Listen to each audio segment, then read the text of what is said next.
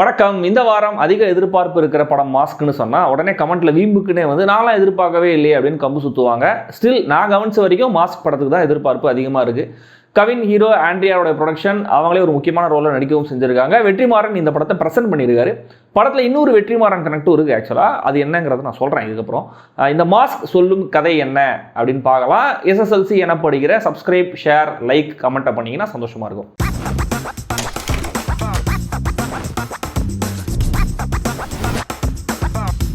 Heist comedy நினச்சா no, heist இருக்குது, comedy இருக்குது, பட் ஒரு மாதிரி ஆக்ஷன் த்ரில்லர் ஏரியாவுக்குள்ள தான் இந்த கதை சுற்றுது.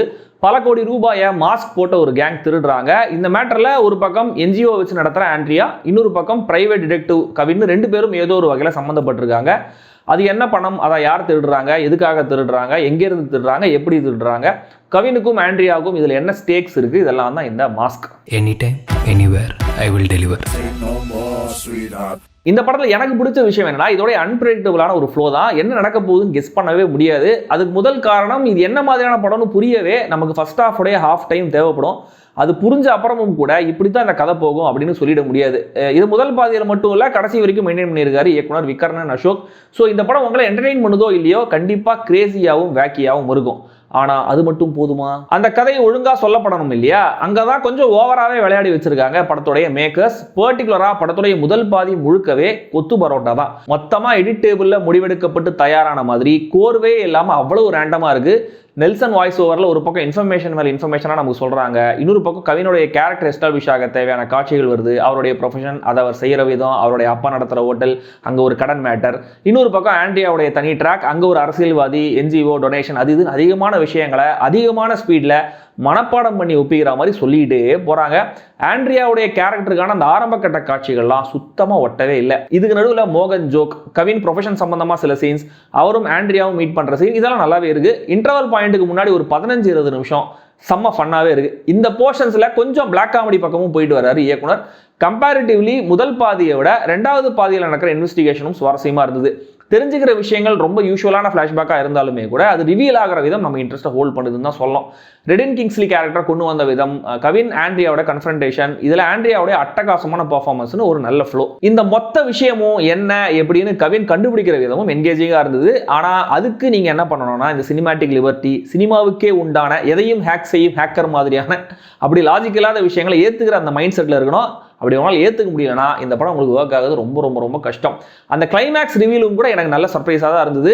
அநேகமாக இந்த படத்தை மக்கள் அப்ரூவ் பண்ணுறதும் பண்ணாததும் இந்த கடைசி கிளைமேக்ஸ் ரிவீலில் தான் இருக்குன்னு நினைக்கிறேன். அகைன் இங்கேயும் ஒரு பேக் ஸ்டோரி சொல்கிறேன்னு நமக்கு ஆல்ரெடி புரிஞ்ச விஷயத்தை அப்படியே பயங்கரமாக இழுத்துடிச்சு ஓவர் கில் பண்ணி தான் சொல்லி வச்சிருக்காங்க. ஸோ ஒவ்வொரு நல்ல விஷயம் வரும்போதும் அதை ஸ்பாயில் பண்ணுற மாதிரி இவங்களே இன்னொரு விஷயத்தை உள்ள வச்சிருக்காங்க. ஆடியன்ஸை ஒரு சமநிலையில் வச்சு பார்க்கணும்னு ஆசைப்படுறாங்க போல இருக்குது. அண்ட் ரெண்டு விஷயங்கள் ஹெவியாக இடிச்சுக்கிட்டே இருந்துச்சு. பவர்ஃபுல்லான அதிக இன்ஃப்ளூயன்ஸ் இருக்கிற ஒரு கேரக்டர் ஒரு சின்ன லேண்ட் பிரச்சனைக்காக எக்ஸ்டர்னலா ஒரு கேரக்டர் கிட்ட போறது எதுக்கு அப்படிங்கிறது அவ்வளவு கன்வின்சிங்கா சொல்லப்படல. அடுத்தது, எனக்கு ஒரு கிளீன் ஸ்லேட் வேணும்னு ஆசைப்படுற ஒரு கேரக்டர். ஆனா அந்த கேரக்டர் ஆக்சுவலா அந்த பழைய ஐடென்டிட்டி எல்லாத்தையும் விட்டுட்டு வேற ஒரு புது பேர்ல புது ப்ரொஃபஷன்ல இருக்கும்போது எதுக்காக இந்த கிளீன் ஸ்லேட் மேட்டர் அப்படின்றதும் புரியல. இன்ஃபேக்ட் அவங்களுக்கு கிளீன் ஸ்லேட் வேணும் அப்படின்னா அதுக்கான விஷயங்களை அவங்க கையிலே வச்சிருக்காங்க. பட் ஸ்டில் அவங்க வேற மாதிரி விஷயங்களை யோசிக்கிறாங்க. அதெல்லாம் சொன்னா ஸ்பாயிலர் ஆயிடும். அதெல்லாம் சுத்தமா ஓட்டல. தென் எமோஷன்ஸா ஒண்ணுமே ஒர்க் ஆகல, கனெக்ட் ஆகல. கடைசியில வாய்ஸ் ஆஃப் காமன் மேன் அப்படி இப்படின்னு உருட்டுனாலுமே கூட அது ஆல்மோஸ்ட் படம் முடிகிற கட்டத்தில் தான் ஓவர் விளையாட்டாவே எல்லா காட்சிகளையும் ட்ரீட் பண்ணது ஒரு வகையில் நடக்கிற எதையுமே சீரியஸாக எடுத்துக்க முடியாத மாதிரி ஆக்கிடுது. கவின் ஆஸ் யூஷுவல் செம்ம கான்ஃபிடென்ட்டான நெகட்டிவ் ட்ரேட்ஸ் இருக்கிற கேரக்டரை எஃபர்ட்லெஸ்ஸாக போர்ட்ரே பண்ணியிருக்காரு. நான் கெட்டவன் தான் ஆனால் எச்சை இல்லை அப்படிங்கிற இந்த டயலாக அடிக்கடி சொல்லாமல் மட்டும் இருந்திருக்கலாம். ஏன்னா அதான் நம்மளுக்கே தெரியுது இல்லையா, ஒரு தமிழ் சினிமாவே நல்ல கிட்ட ஹீரோன்னு. அதை திரும்ப சொல்லிட்டே இருக்கணுங்கிறதான் தெரியல. ஒரு சோஷியலைட் கேரக்டரில் ஆண்ட்ரியா செம்ம மெஜஸ்டிக்காக இருக்காங்க. ஸ்டன்னிங்கான பர்ஃபார்மன்ஸையும் டெலிவர் பண்ணுறாங்க. கல்லூரி வினோத், பவன், ரமேஷ் திலக், சார்லி, கவின் அப்பாவா நடிச்சவர்னு எல்லாருமே நீட். ஆண்ட்ரியா கூடவே பேட்டரி அப்படிங்கிற கேரக்டரில் வர வெங்கட் செங்குட்டுவன் நோட்டபிளான பர்ஃபார்மன்ஸை கொடுத்துருக்காரு. கடைசி வரைக்கும் அந்த கயல் கேரக்டர் யாருன்னு காட்டாமல் இருந்தது நல்ல ஐடியா.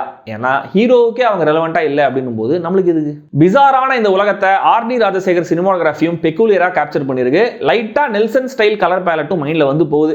GV பிரகாஷ் இசையில வெற்றி வீரனை பாட்டும் அதோடைய பிளேஸ்மெண்ட்டும் செம்மையா இருக்குது. பட் மற்ற பாடல்கள் எதுவுமே இந்த கதைக்கு தேவைப்பட்ட மாதிரி எனக்கு தெரியல. ஒரு ஃபோக் சாங் ஒன்று வருது, அதுக்கு இந்த சாரிகே ஃபால்ஸா பிக்சரைசேஷன்ல வேற எடுத்து அப்படியே உள்ள வச்சிருக்காங்க. அதே மாதிரியான டான்ஸ் ஸ்டெப்லாம் போட்டு. அண்ட் வெற்றிமாறன் கனெக்டை பத்தி சொல்றேன்னு சொல்லியிருந்தேன் இல்லையா, அந்த படத்துல வந்து இஷ்டத்துக்கு வாய்ஸ் ஓவர் வருது போகுது. டப்பிங்ல லிப்சிங்கே கிடையாது. நிறைய இடங்கள்ல இந்த ஹாஃப் ஸ்கிரீன்ல டப்பிங் டயலாக்லாம் பேசி நிரப்பி வச்சிருக்காங்க. இதெல்லாம் தான் வெற்றிமாறன் கனெக்ட். ஆக்சுவலா இதெல்லாமும் கூட இந்த படம் பெருசா அப்பீல் ஆகாம இருக்கிற காரணங்கள். மொத்தத்தில் இந்த மாஸ்க் ஒரு not bad time pass heist comedy action thriller திரைப்படம். KS ரவிக்குமார் வந்து ஒரு இன்டர்வியூ சொல்லியிருப்பாரு, வில்லன் படத்தை பார்த்துட்டு ரஜினி சொன்னாராம், சில்வர் ஜூப்ளி படத்தை 100 days படமா ஆக்கி வச்சிருக்கீங்க அப்படின்னு. அப்படி இந்த கதைக்கு ஆக்சுவலா ஒரு பொட்டன்ஷியல் இருக்கு, அதை கம்ப்ளீட்டா எக்ஸ்ப்ளாய்ட் பண்ணாம விட்டுட்டாங்கன்ற மாதிரி தான் எனக்கு தோணுச்சு.